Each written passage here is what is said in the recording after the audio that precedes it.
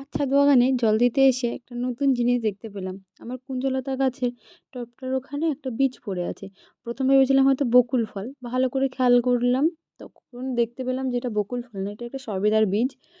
আর আমার ছাদ বাগানের ২০০-২৫০ মিটারের মধ্যেই পাশের বাড়িতে একটা মানে সবেদার গাছ আছে, অনেক পুরনো। আর গাছের সবেদাও নাকি ভীষণ টেস্টি। আমি কখনো খাইনি, যদিও শুনেছি সবার কাছে।